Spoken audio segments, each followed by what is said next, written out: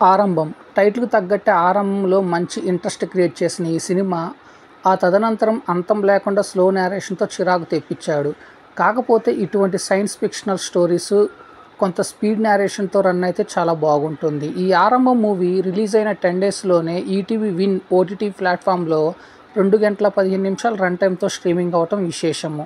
అలానే science fictional stories అంటే మంచి ఇంట్రెస్టింగ్ ఎలిమెంట్స్ ఉంటాయి అనేది కామన్. అవి ఉన్నప్పటికీ కొన్ని సన్నివేశాలకు మాత్రమే పరిమితం అవటము కొంత కొరత. అలానే ఈ ఆరంభం స్టోరీ లైన్ వచ్చేసి చిన్నప్పుడే జైలుకు వెళ్ళి జైల్లో మంచి పేరు తెచ్చుకున్న ఓ యువకుడికి ఉరిశిక్ష పడుతుంది.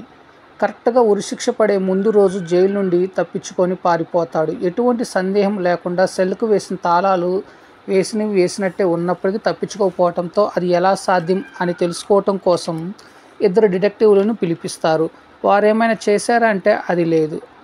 కేవలం తప్పించుకున్న ఖైదీ జీవితం విధానం తెలుసుకోవటంతోటో సినిమా స్టార్ట్ అవుతుంది.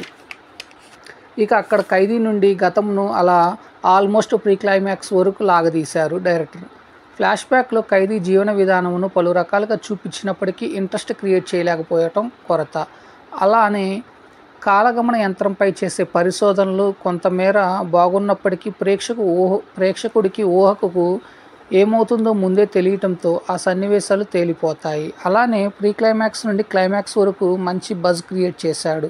ఈ ఆరంభం సినిమాను లాస్ట్ 15-20 మినిట్స్ రన్ టైం కోసం అయితే చూడవచ్చు. కాకపోతే మిగతా 1 గంట 50 నిమిషాలను ఓపికతో పోరాడాలి. అలానే ఈ మూవీలోని పాటలు చాలా బాగా ఆకట్టుకుంటాయి. సినిమాటోగ్రఫీ కానీ ప్రొడక్షన్ వాల్యూస్ కానీ ఉన్నంతలో బాగానే తీశారు.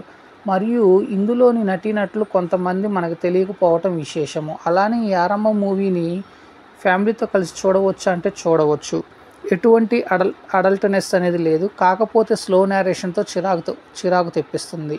ఓపిక ఉన్న వారైతే ఒకసారి చూడవచ్చు. నేను ఇచ్చిన రివ్యూ అనేది మీకు నచ్చినట్లయితే నా ఛానల్ సబ్స్క్రైబ్ చేసుకోండి. నా ఛానల్ పేరు వచ్చేసి టీఎస్ఎం బ్లాగ్.